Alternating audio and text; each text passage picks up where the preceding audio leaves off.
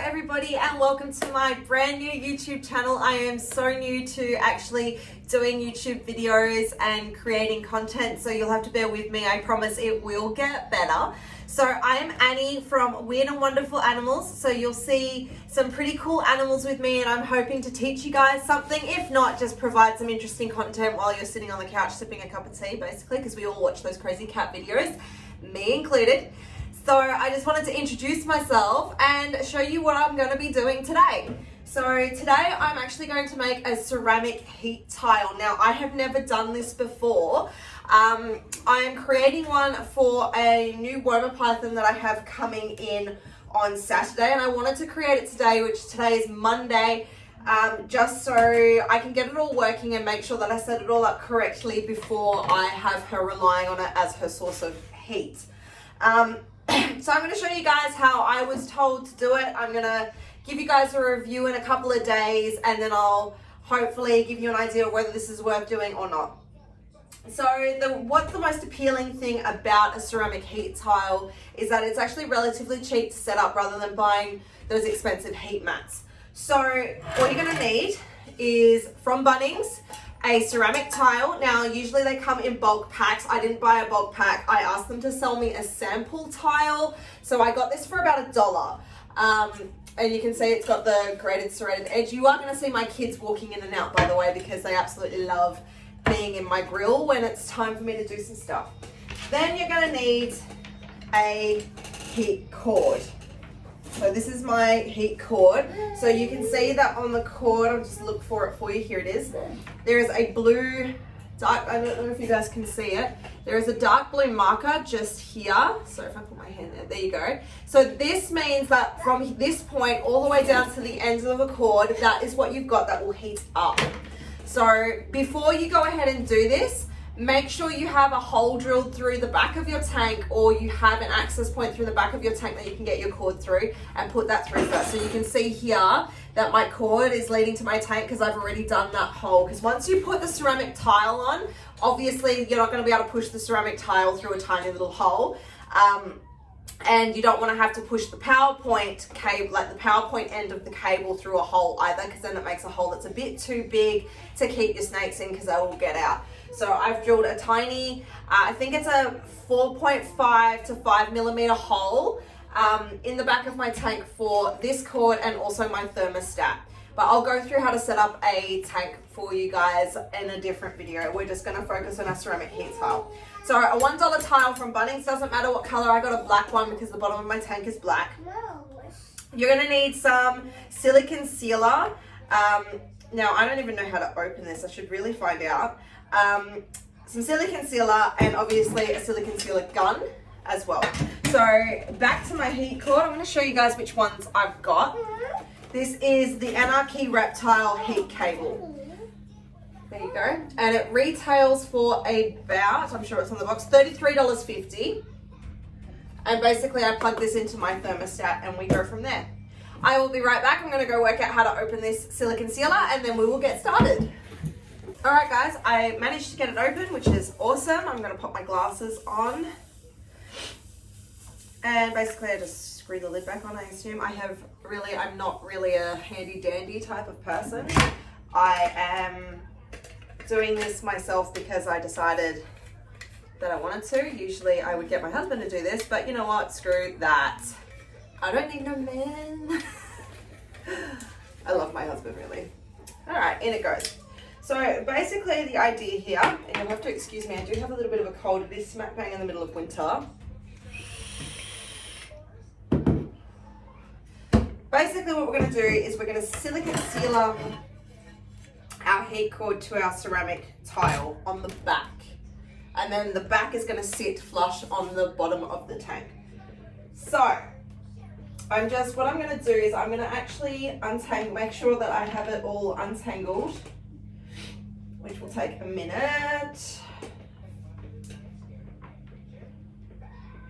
This is why I hate it when cables and heat cords come in a box raveled.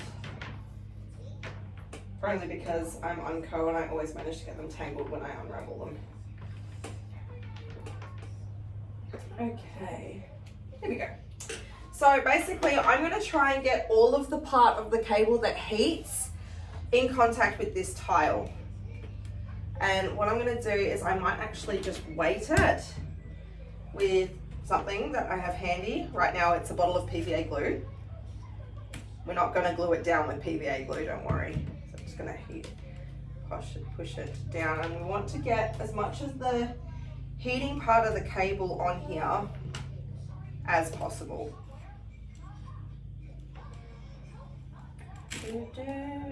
This is a lot trickier than it looks because the cable just wants to move. You'll have to excuse my phone going off in the background. Okay, so I've got just about all of it here, bar maybe an inch. All right, so that is fine with me. Maybe it's 2 inches. So I'm just gonna weight that down so it doesn't move and just work out how I want to do this. All right. Beautiful. So basically what I've done now is I've worked out how much of the cable I need to get on there, which is great. And I've marked it by placing the tile on top of the end of the cable that I'm not going to use. Okay, so I'm just going to move that back there. And we're going to give this a go. This is going to get really messy, guys. Really messy.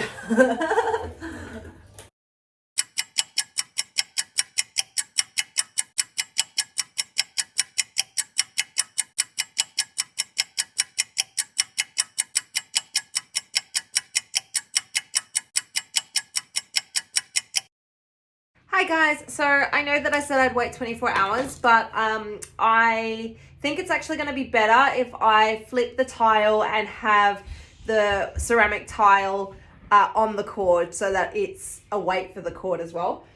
So what I've done is in here, I'll just move the tripod. I've put just a tiny bit of sealer at the bottom. Don't worry, it does come off with a painter's blade, so super easy to lift off if you need to. Basically what I'm going to do is I'm going to put the tile in place where I want it in my tank. And I'm sorry you guys can't see in here very well. But it is what it is. I need 2 hands for this. So you can see the tile with the tape. I've left it for about 10 minutes to sort of give it some time to set a little bit so it doesn't move when I flip it over. And all I'm doing now is I'm threading the excess cable that I've pulled through the hole in the back of my tank. I'm pushing it back out. So I only pulled it through so that I had some extra space to work on the table, which is across from my tank.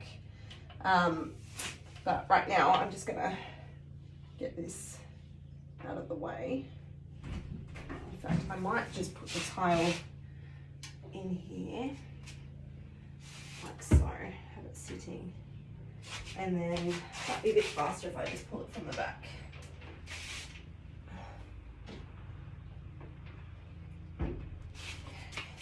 All right, so what I'm gonna do now is I'm gonna flip it, put it in place, and call it there. So I actually want it to go that way. I'm going to try my best not to put my hand on the sealer. It's a lot trickier than it looks, guys, I'm telling you right now. So we're in. Right as rain, handy dandy. So it doesn't have to be perfect. So I slid the tile a little bit, which means the cord is going to have moved underneath there, but that's okay. As long as the main thing is that the heat cord is in there and it's not really going to move.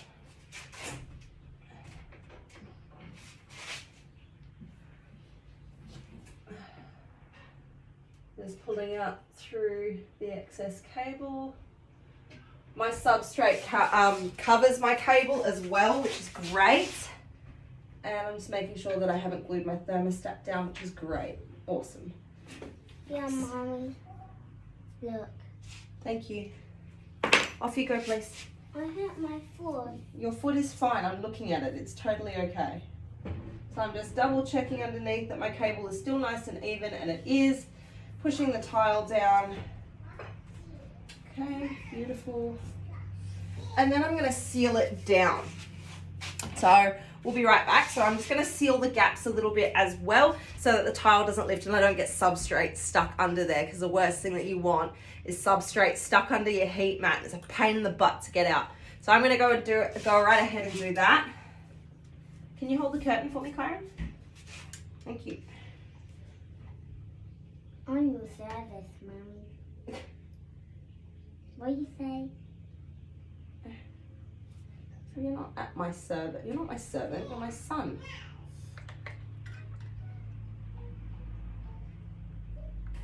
How do you glue it up? Well, that's what I'm doing now. Is that glue? It's not glue. It's sealer. I love saying sealer. All right, that's it. All good to go. So I've just done it nice and quick and sorted. And like I say, I've left a little bit of a gap here so that I can get a painter's blade underneath to scrape the sealer off if I don't like it. But from what I've been told and the reviews that I've read, and my other friends who keep herps have told me, it's actually a really great idea. Put that up there. All right, Kyron, off you go. It's actually a really great idea and really good way to get some heat in, because of course the species of snake that I'm keeping in this tank doesn't actually require light and actually likes to burrow. So it actually likes the dark more than it likes the light. So avoiding heat lights is basically going to be our way to go with this particular species. So now I'm going to grab a cloth and I'm going to clean my tile because my OCD is a bit nuts.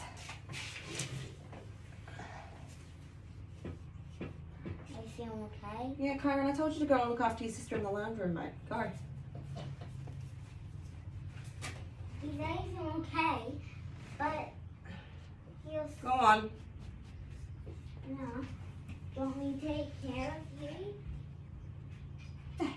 All done. All right, so I'll show you guys quickly what it looks like. That is, whoop, can't handle my camera today. That is it there. So we've got a nice little heat tile. That grey cable in the background is the heat cable. And then of course the tile blends in perfectly with the bottom of the tank because they're both black, like my soul. You will get used to me very quickly. I know this is a new channel, but I am a dork. So I figured, seeing as we've already done the heat tile, I would introduce you to one of my herps. So I'm just chilling, having a vape and a cup of tea, don't mind me. All informal here.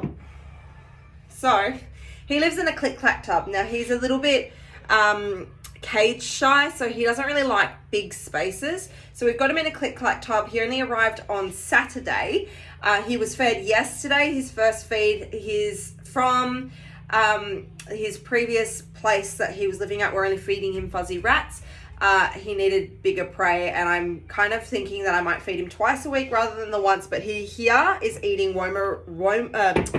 Oh my God. He's eating wiener rats, and he absolutely devoured it. Like literally 5 minutes it was gone. So I'm thinking I'm going to increase how many times a week I feed him rather than power feeding. So I am not a fan of chain feeding and trying to get them to eat one after the other.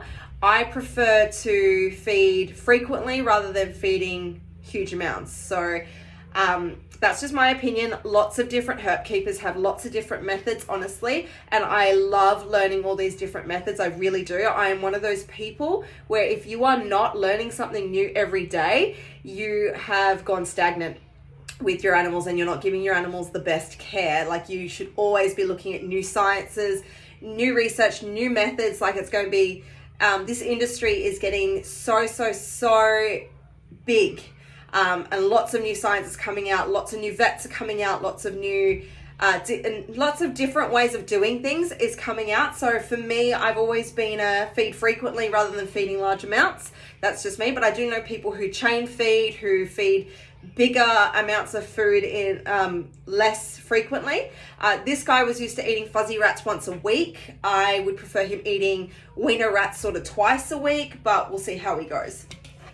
So without further ado, I do name all of my snakes as well. I name all of my pets because I think that naming them makes them cute. Also, I'm crazy. Hey, buddy. Hi. This guy's pretty chill when it comes to handling. You gonna get out of there or no? No? So this guy is pretty chilled out. He usually doesn't mind being pulled out. It's okay, buddy. It's okay. So this guy here is a Woma python. He's fairly young, and you can tell that because if you look at his face, he still has a black mask. Now, the previous place he was at told me that he was sold to them as a 3 or 4 year old.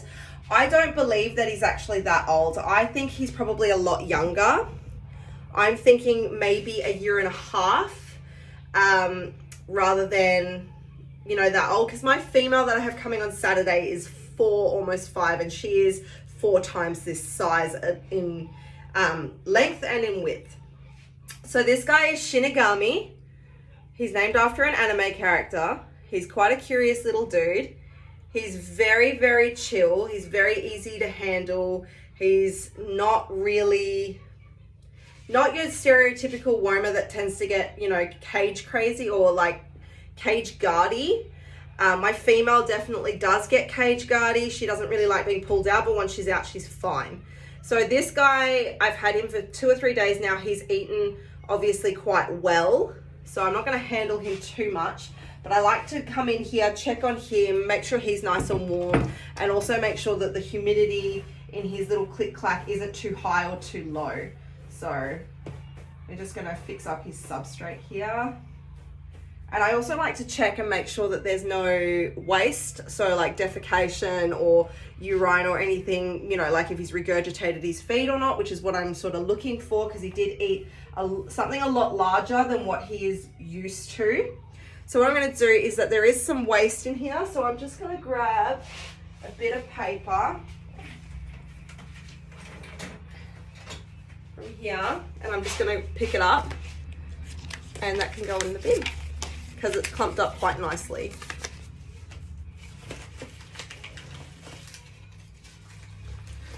Awesome. Wonderful. And that is that. Yeah, my finger isn't food, so don't you start doing that. This guy doesn't really have much of a strike reflex either. So when I fed him, he was very gentle about the whole thing. He just really just grabbed the food gently off of my tongs and just left it at that. So you can watch him crawl back into his hidey hole. He's quite happy being handled.